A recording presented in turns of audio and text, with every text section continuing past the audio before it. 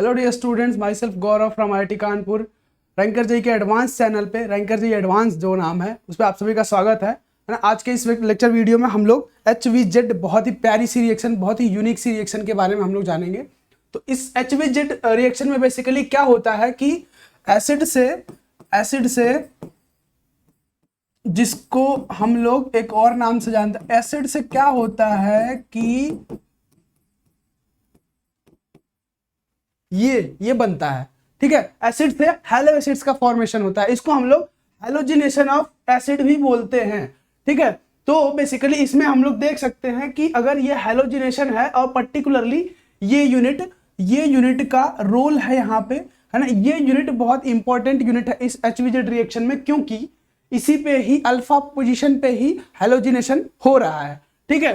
तो बाकी इस कार्बन का, अल्फा कार्बन का होना जरूरी है। बाकी ये R कुड बी CH3 और एनी मिथाइल अल्काइल ग्रुप, और it could be hydrogen as well, right. So अभी के लिए जनरलाइज रखने के लिए हमने R यूज कर लिया। हम यहाँ पे सिंपली क्या बोलते हैं, एसिटिक एसिड भी यूज कर सकते थे, ठीक है। तो आइए, और हाँ, ये सबसे बड़ी बात, हम जब भी रिएक्शन पढ़ते हैं तो हम बात करते हैं ना कि क्या रिएक्टेंट होता है, ठीक है, रिएक्टेंट, ठीक है। और रिएजेंट के बारे में बात करते हैं, रिएजेंट के बारे में बात करते हैं। फिर उसके बाद हम कंडीशंस की बात करते हैं, ठीक है, कंडीशंस की बात करते हैं। और कुछ रिएक्शंस में, है ना, इस यूनिक रिएजेंट और उन रिएजेंट को यूज करने के लिए जो कंडीशंस हम लोग प्रोवाइड कराते हैं, वही कंडीशंस के बारे में। और कोई ऐसा नहीं कि हर रिएक्शन के लिए अलग अलग कंडीशन ही होती है, ठीक है, ये कंडीशन। फिर उसके बाद प्रोडक्ट की बात करते हैं, ठीक है, प्रोडक्ट की बात करते हैं। और लास्ट में हम लोग मैकेनिज्म की बात करते हैं, जो कि सबसे ज्यादा इंपॉर्टेंट होता है, ठीक है। तो हमने यहाँ पे रिएक्टेंट देख लिया, प्रोडक्ट देख लिया, अब हमारी बारी है रिएजेंट की, ठीक है। रिएजेंट क्या है, तो यहाँ पे रेड फॉस्फोरस और एक्सेस में हैलोजन लेते हैं, ठीक है, ठीक है। पहला रिएजेंट हमारा ये होता है और दूसरा रिएजेंट हमारा होता है नथिंग बट वाटर, ठीक है। तो देखिए, आप ध्यान से देखिए यहाँ पे कि हमने रिएक्टेंट देख लिया कि कहां से हम स्टार्ट करते हैं। ऐसा एसिड जिसमें अल्फा हाइड्रोजन हो, है ना, अल्फा कार्बन होगा तभी अल्फा हाइड्रोजन होगा। और उसका हमें प्रोडक्ट देख लिया कि हमें क्या मिलता है, अल्फा हैलोजिनेटेड कंपाउंड एसिड का, ठीक है, किस रिएजेंट्स के प्रेजेंस में, तो हम रेड फॉस्फोरस और एक्सेस ऑफ हैलोजेंस के प्रेजेंस में। और दूसरा रिएजेंट हमारे पास है वाटर, ठीक है। तो हमने इन चार चीजों के बारे में डिस्कस कर लिया, मतलब जान लिया। डिस्कस करने का मतलब जान लिया, बेसिकली एक ओवरव्यू ले लिया कि क्या क्या कैसे कैसे होता है, क्या क्या यूज होते हैं। हमारा जो मेजर पोर्शन रह रहा है अभी, वो है मैकेनिज्म, ठीक है। तो आइए हम मैकेनिज्म की बात करते हैं। मैकेनिज्म, ठीक है। हमने क्या बोला था कि ये जो है, ये वाली एसिड किस में बदल रही है, हैलोजिनेट हो रही है। कौन सा पोर्शन, ये वाला पोर्शन पर्टिकुलरली, ठीक है। ये जो यूनिकनेस है इस रिएक्शन की ना, कि अल्फा कार्बन पे ही हैलोजन का अटैचमेंट होगा, ठीक है। इसी की वजह से ये जो है यूनिक रिएक्शन हो जाती है, बहुत ही ज्यादा यूनिक रिएक्शन होती है। और देखने में, सुनने में इसका तो नाम ही अलग, बहुत सा टफ सा लगता है नहीं स्टूडेंट्स को, हेल्महोल्ट्ज़-जेलिंस्की, ठीक है। तो उस वजह से ऐसा थोड़ा सा फैंसी लगता है, पर यह है बहुत ही ईजी, ठीक है। नॉर्मल केमिस्ट्री इसमें इन्वॉल्व होगी मैकेनिज्म में, जैसा कि अभी हम लोग देखेंगे, ठीक है। आइए देखते हैं, ये क्या है, red phosphorus, red P plus X2 in excess. X2 कुछ भी हो सकता है, क्लोरीन, ब्रोमीन, ठीक है ना। मेनली क्लोरीन और ब्रोमीन ही हम लोग देखने को मिलता है इसमें HVZ रिएक्शन में। ये पहला रिएजेंट और दूसरा रिएजेंट है वाटर। आइए हम देखते हैं कि कैसे कैसे किन किन एटम्स का कैसा रोल होता है, ठीक है, ठीक। तो क्या है कि हम इससे, ये जो हमारा रिएक्टेंट है, उसको अगर हम थोड़ा सा ड्रॉ करें उसका स्ट्रक्चर, तो ऐसा है कुछ CH2HH C double bond O, ऐसा स्ट्रक्चर है। इससे हमें ये मिल रहा है, ठीक है। कहीं ना कहीं ये इनमें से, इन दोनों में से एक हाइड्रोजन का सब्स्टिट्यूशन हो रहा है, किससे, इस हैलोजन से सब्स्टिट्यूशन हो रहा है। मतलब हाइड्रोजन को हटा के ऐड हो रहा है, ठीक है। मतलब कि कहीं ना कहीं ये वाला जो हाइड्रोजन है ना, अल्फा हाइड्रोजन है, उसका पहले रिमूव हो रहा है अल्फा हाइड्रोजन है इस वाले एसिड का, तभी तो हेलोजन को वो जो है रूम मिलेगा अटैक करने के लिए, तभी तो यहाँ पे अटैच होगा ना हेलोजन। ठीक है, अब बात आती है कि ये जो है इसका अल्फा हाइड्रोजन कैसे रिमूव हो गया, सिंस ये एसिड है, इसके पास एसिडिक हाइड्रोजन ऑलरेडी है, वो एज इट इज बना है, और जो अल्फा हाइड्रोजन है वो रिमूव हो गया। ये थोड़ी सी ना हजम होने वाली बात है कि भाई एसिडिक हाइड्रोजन तो तुम्हारे पास सही है, तुम इस वाले हाइड्रोजन को कैसे फोर्सफुली रिमूव कर दिए। ठीक है, तो ये जानने से पहले हम लोग कुछ और चीजें जान लेंगे, ये चीज क्लियर होंगी मैकेनिज्म में। तो आइए देखते हैं कि कैसे ये वाला पर्टिकुलरली हाइड्रोजन रिमूव होता है। उससे पहले हम लोग देखेंगे कि ये जो है रेड फास्फोरस और X2 मिलके क्या बनाते हैं। X2 वो भी एक्सेस में, ठीक है, एक्सेस में, तो क्या बनता है PX5। ठीक है, ये फॉर्मेशन होता है PX5 का। If it is Br2, if it is Br2 it will be PBr5, if it is Cl2 what it will be PCl5। ठीक है, यहां तो कोई दिक्कत नहीं, ये फॉर्मेशन होता है। मतलब ये रिएजेंट्स जो है ना, ये जो हमारे रिएजेंट्स हैं, ये as it is red phosphorus X2 में के फॉर्म में नहीं होते हैं, वो कहीं ना कहीं ये रिएक्शन करके इस फॉर्म में होते हैं। ठीक है, अब क्या है, मतलब हमारा ये जो एसिड है, रिएक्टेंट मटेरियल है, उसको इनसे रिएक्ट नहीं करना है डायरेक्टली, है ना, सेपरेटली मैं कह दूं, बल्कि इनको रिएक्ट किससे करना है, इनसे रिएक्ट करना है। ठीक है, ये की पॉइंट है। ठीक है, अब आगे बढ़ते हैं, हम देखते हैं कि जो हमारा CH2 है, ठीक है, और COOH है हमारे पास, ये जब रिएक्ट करेगा PX5 से, अभी X ही रहने देते हैं थोड़ा जनरलाइज फॉर्म में। ठीक है, तो हम लोग देख चुके हैं कि ऐसे रिएजेंट्स में या तो ये हो, ठीक है, या तो PX3 हो, X रिप्रेजेंट्स हैलोजन्स हियर, ठीक है, या फिर SOCl2 हो, ऐसे केसेस में क्या होता है ना, SOX2 ही कह दूं, अगर मैं जनरल बातें कर रहा हूं तो यहाँ SOCl2 थोड़ा सा स्पेसिफिक हो जाएगा, SOX2 कह दूं।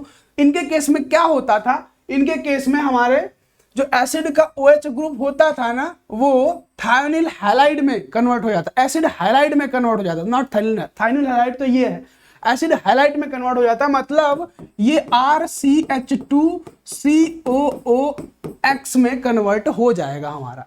ठीक है, इसके प्रेजेंस में हमारी रिएक्शन ये तो हमने बस एग्जाम्पल के तौर पे दे दिया कि भाई ये वाला चेंज इनके साथ भी होता है, लेकिन हमारी रिएक्शन इसके साथ जारी है। ठीक है, अभी तक सो फार सो गुड। ठीक है, अब क्या है, अब क्या आगे बढ़ेंगे, हम थोड़ा सा देखेंगे कि इसको हम ऐसे भी तो लिख सकते हैं ना। चलो ये वाला हम अपने मन से लिखते हैं, थोड़ा सा इजी हो जाएगा, एक स्टेप घटाने के लिए, है ना, एक स्टेप घटाने के लिए इस वाले ओ माय गॉड, इस वाले हाइड्रोजन को मैं ये लिख दूं, यहां 2 हटा के 1 कर दूं, और ऐसे लिख सकते हैं। ठीक है, अब क्या होगा यहां पे, सिंस